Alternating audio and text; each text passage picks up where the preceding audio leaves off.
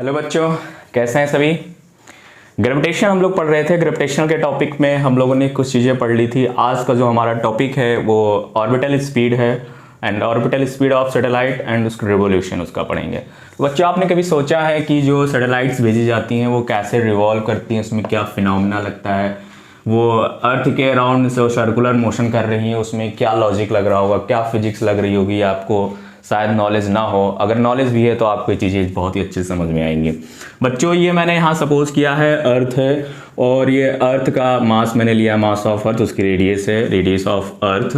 और अर्थ के सरफेस से एच डिस्टेंस पे, एच डिस्टेंस बहुत ज़्यादा होती है, 10, 15, 20, 30 किलोमीटर, 50 किलोमीटर, इससे भी अबव जो है सैटेलाइट्स छोड़ी जाती हैं। लेकिन वो ग्रेविटेशनल फील्ड के अराउंड ही होती हैं, ग्रेविटेशनल फील्ड के बाहर नहीं होती हैं। जितनी भी सैटेलाइट छोड़ी जाएंगी वो क्या होंगी, अर्थ के ग्रेविटेशनल फील्ड वाले ही ऑर्बिट में वो रिवॉल्व करती हैं।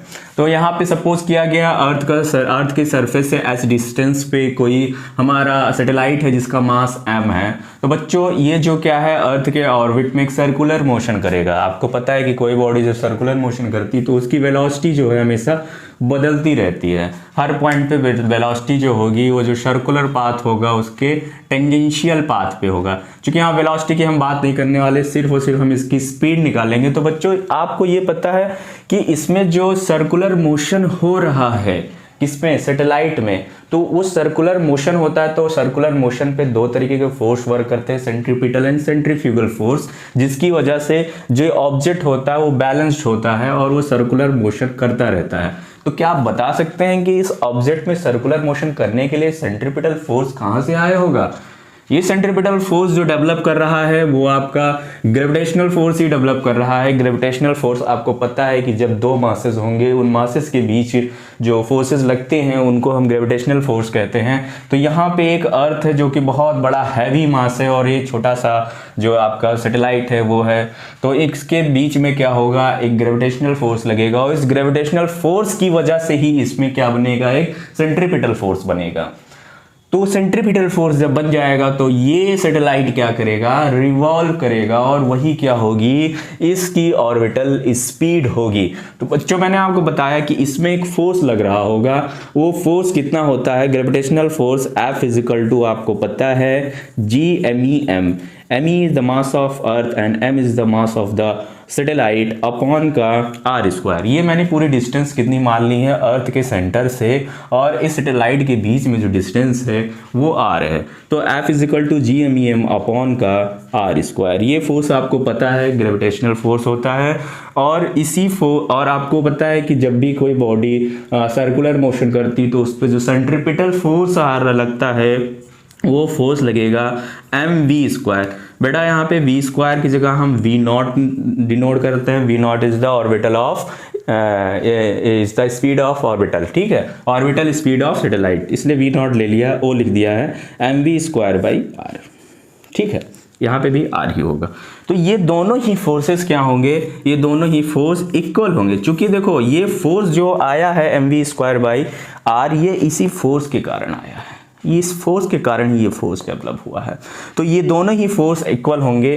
तो यहाँ पे देखिए, हम यहाँ का इक्वेशन 1 और 2 से देख सकते हैं, जो फोर्स होगा GMEM अपॉन का R स्क्वायर, और आपको पता है जो सेंट्रीपिटल फोर्स होगा mv स्क्वायर अपॉन का R, यानी gravitational force equal to centripetal force.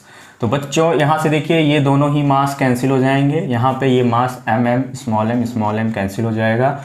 यहाँ से देखिए R कैंसिल होगा तो कुछ हमारे रिलेशन बनेगा GME अपॉन का R, और ये हो जाएगा V नॉट का स्क्वायर, V नॉट का स्क्वायर। तो बच्चों, यहाँ से जो रिलेशन आया V naught equal to under root GME upon का R, ME अपॉन का R। बच्चों, R डिस्टेंस जो है अगर हम यहाँ पे देखें अर्थ के केस में तो इतनी RE डिस्टेंस है, इतनी H डिस्टेंस है। RE यानी सरफेस तक का ये distance, radius of earth, and H जितने डिस्टेंस पे ये हमारा सैटेलाइट रिवॉल्व कर रहा है। तो हेयर हम मान सकते हैं R equal to RE plus का H। तो यहाँ से orbital speed V naught equal to आ जाएगी GME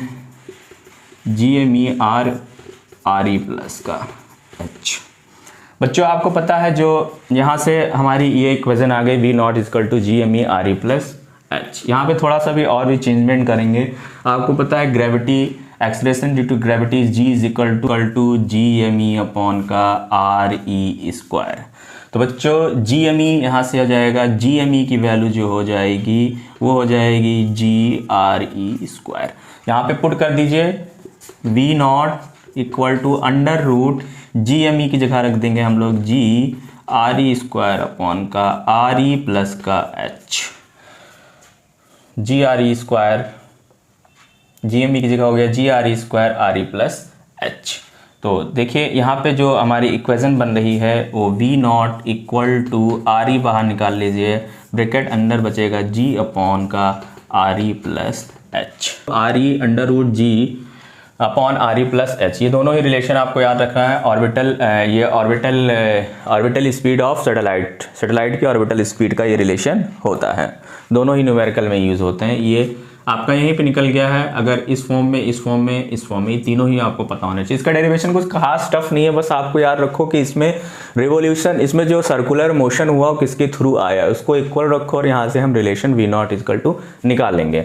तो बच्चों अगर हम सपोज करें कि जो हमारा, इसको आप ले सकते हैं, लिख सकते हैं, नोट डाउन कर लीजिए कॉपी में।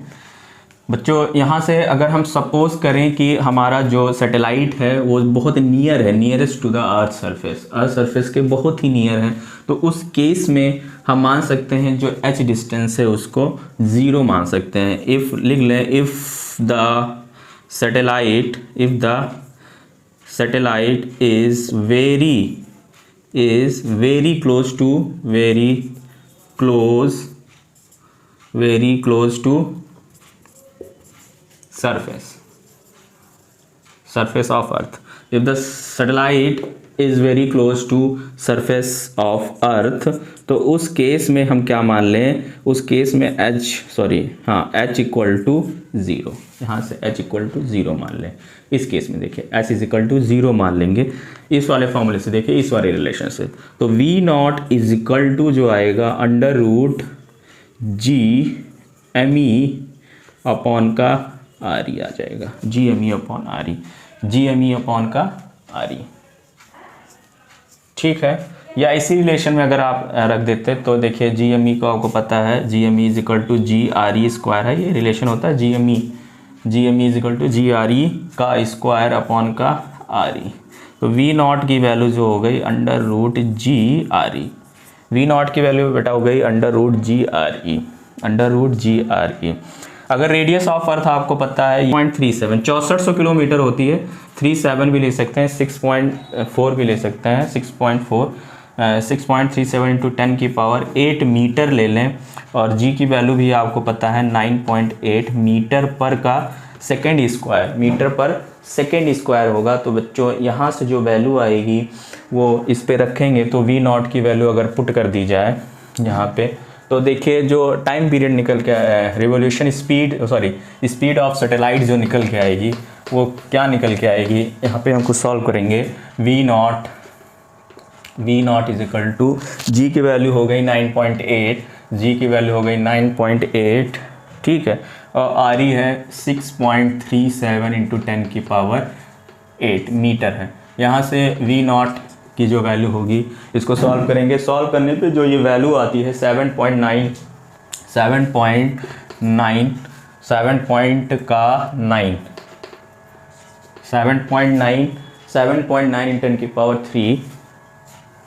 10 की पावर 3 मीटर पर सेकेंड। इसको सॉल्व करेंगे, ये वैल्यू आएगी, या इसको हम अप्रॉक्स मान लेते हैं।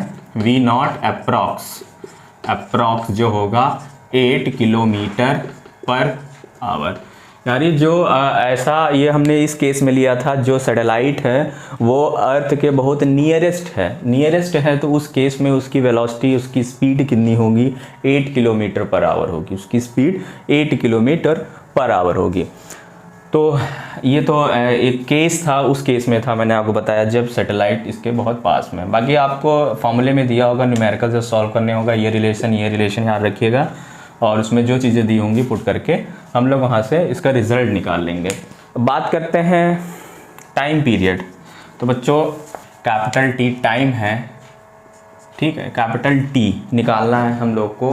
तो ये क्या होगा, डिस्टेंस अपॉन वेलोसिटी, मतलब कि टोटल डिस्टेंस कितनी एक चक्कर में किया, ठीक है। तो टोटल डिस्टेंस आपको पता है 2 पाई आर होगा, क्योंकि ये सर्कुलर पाथ है, और वेलोसिटी मतलब वी नॉट मतलब ऑर्बिटल वेलोसिटी इसकी, ऑर्बिटल वेलोसिटी। तो आपको पता है ऑर्बिटल वेलोसिटी जो होती है, orbital velocity v is equal to under root GME RE plus h। तो इस केस में यहाँ पे देखिए 2 पाई r इक्वल टू, यहाँ पे पता ही है आपको RE प्लस h होगा। तो यहाँ पे जो वैल्यू हो जाएगी RE plus h, R equal to RE plus H.